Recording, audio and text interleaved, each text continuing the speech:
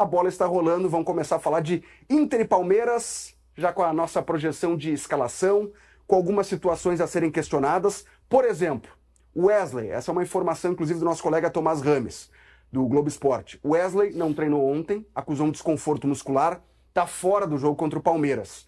Quem deve ser o substituto dele? Oscar Romero é a informação do Tomás Rames. Bruno Tabata não tem condições de atuar por 90 minutos, de começar uma partida ainda. Vitinho já vai substituir o Carboneiro. Então, essa é uma provável escalação que foi trazida pelo Tomás Rames no GE. Quero saber se vocês concordam, o que vocês imaginam desse confronto. Eu acho que o Wesley ele faz parte de uma espinha do Inter, ali, né? De jogadores importantes. Vitão, Fernando, Alan Patrick e o Wesley. Se a gente for separando por setores, assim, se o Inter não jogar com o Wesley, perde muito. Também até, né, para quem acredita... O Wesley seria uma lesão efetiva ou está sendo poupado? Não, preservado. Acho que é por conta do Grenal. Por causa do Grenal. Se fosse um jogo... Não, preservado decisivo. Sim, preservado em cima de um diagnóstico. Eu acho que não só pro Grenal de preservado pelo risco de lesão. E tem Inter e Nacional. Se fosse Grenal, ele estaria fora? Se hoje fosse Grenal, ele estaria fora? Uma boa pergunta. Uma boa pergunta, tem depende. Dentro da doença... Uma coisa é preservar, outra coisa é lesão, outra coisa é... O Inter avaliou que é a avaliação clássica, e aí eu tô contigo, pode... se a gente tiver um pouco de malícia, é por causa do Clássico Grenal? Não, mas eu não quero nem... Eu não tô fazendo... Pode ser um somatório, já perdeu o Carboneiro. O Carboneiro, semana passada... eu não tô fazendo não tô fazendo nenhum tipo de... Pelo contrário, não é avaliando... É uma pergunta em cima da realidade, porque me parece que pro Campeonato Brasileiro, o Palmeiras é mais adversário do Inter do que o Grêmio nesse momento. Sim. Só por isso eu tô falando. Eu concordo contigo. Pode ser a semana passada. Não acredito, para dizer isso, eu não acredito que ele esteja sendo poupado para o Grenal. Para o Clássico. Tá? Porque eu não consigo entender a lógica de tu tirar do time mais difícil o teu bom jogador para jogar, apesar de eu saber que o Inter vai perder o Grenal. Mas eu quero saber a opinião do Munari sobre essa escalação. Romero pela esquerda, Vitinho pela direita, por aí? Eu imagino que o Romero vai jogar pelo lado direito. O Romero, ele jogou, eu lembro dele no Boca, ele jogou algumas vezes no lado direito. Num 4-1-4-1 era um tripé de meio campo e ele jogava pela direita, mas ele jogando pela direita, ele é o canhoto que vem pra dentro pra ajudar a armar o jogo, parecido com o que o Tabata fazia. Só que o Romero, ele tem menos intensidade que o Tabata, né? Com e sem a bola. Ele é o cara, joga. Ele consegue daqui a pouco meter um passe de 30 metros, que de repente o Tabata não mete, mas o Tabata corre mais que ele.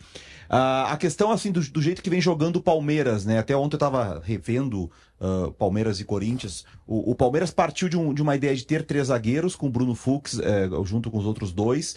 No lado direito, o Palmeiras não tinha um ala. A gente vai falar sobre a escalação do Palmeiras depois mais adiante. Mas pela maneira de jogar do Palmeiras, só que o Palmeiras sem a bola, assim, um time muito ofensivo, num 3-4-2-1, que virava, né, um 3-2-5 na fase ofensiva, mas sem a bola, um time que marcou muito por perseguições individuais. Né? Tanto que, em alguns momentos, o Estevão tinha que acompanhar o Ranieri, o volante do Corinthians. Assim começou o jogo. O Ranieri, em determinado momento, começou a cair pelo lado direito.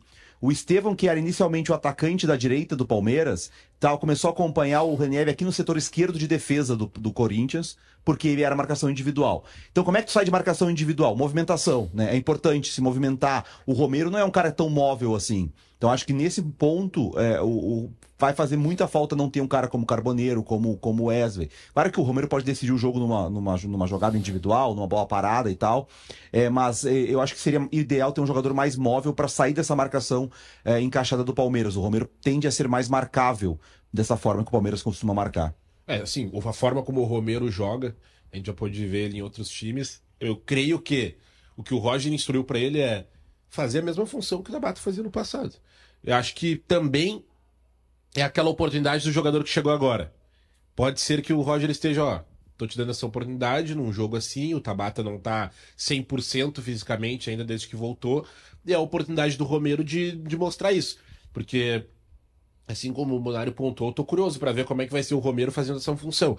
A gente sabe que quem faz essa função aqui tem que ser muito comprometido também defensivamente. Pois é. Aliás, tem 2 comentários aqui na nossa live, e eu vou ler os 2. O Gian com J, pergunta, cadê o Wesley? A informação é que o Wesley acusou um desconforto muscular, não treinou ontem, O Inter vai divulgar a lista de relacionados por volta do meio-dia, mas a tendência é que o Wesley esteja fora desse confronto. Não treinou ontem, então não vai para o jogo.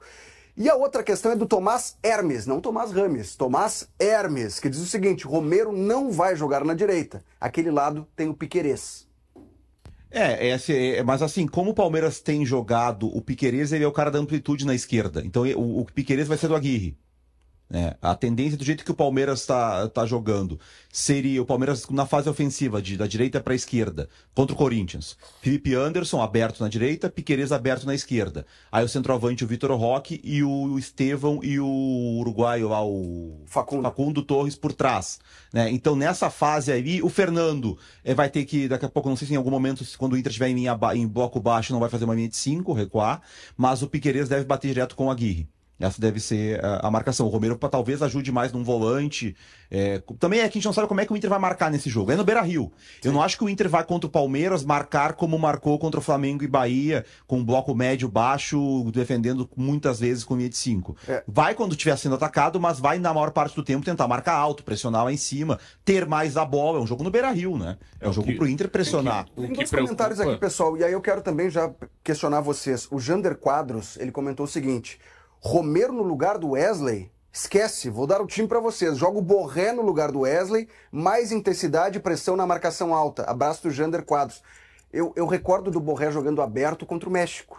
E é o único jogo do Inter. Não vai botar Valência e Borré nessa temporada. É porque o Borré é a alternativa pro Valência. O Valência, isso aí, o Borré é a alternativa pro Valência. Me preocupa esse lado direito do Inter aqui. Rojo e Aguirre contra esse time do Palmeiras. Eu realmente tô... Só de imaginar me dá calafrios, assim. O Vitor Gabriel treinou ontem, deve aparecer entre os relacionados, mas tá um mês afastado, não vai voltar como titular. Mas eu não sei se o Vitor Gabriel afastado e sem ritmo não é uma opção melhor que o Rojo, né? Assim, eu realmente tô... Porque o Rojo jogou contra o Cruzeiro, o Atlético Nacional. Ele jogou antes antes do Cruzeiro, ele jogou também? E Fortaleza. Cruzeiro ele jogou, Cruzeiro... Sim. Cruzeiro... Tanto que... Tem uma jogada do Gabigol, uma rara chance do Gabigol em cima dele. Em cima dele. Cruzeiro, Atlético Nacional e Fortaleza. Acho que não dá pra brincar mais, né? Deu. Já são 3 jogos, passamos. O Internacional não sofreu gol nesses jogos, tá cornetando o zagueiro do Internacional. Eu tô analisando um pouco mais profundamente. Teve... ganhamos! Bora! Que animação, hein? Vamos! O lance é aquele que o colombiano sai cara a cara com o Anthony. Meu Deus! Foi o único jogo que eu vi que eu achei o Inter inseguro defensivamente. Inseguro? O único momento, hein, Vini? O único momento desses jogos todos que eu achei o Inter inseguro defensivamente, que tu via que tinha espaço para mais, assim, foi naquele período entre o gol do Bahia e o final daquele jogo. Sim. Foi ali que... Vou te dar uma coincidência, quando o Rojo entrou. Mas no Atlético Nacional também. Teve no Grenal, tem um lance lá que o Rojo entra e vai mal, mas não é isso. Ali tava muito em cima do Grêmio, tentando também, meio no tipo bicho, assim. Eu tô falando de desorganização de posicionamento. Ali, quando o Inter precisou sair meio apressado, sabe? Que tá perdendo o jogo, precisava sair apressado, eu achei, tem espaço. Foi a única vez que eu achei. Por exemplo, se o Inter sofre de um time como o Palmeiras, um gol cedo, talvez a gente veja aquele cenário. E aí eu concordo contigo. Aí tu precisa de mais... Se o jogo se encaminha da melhor forma, como foi, tudo encaixa, tá tudo certo. A tendência é que o time cresça e todo mundo cresça.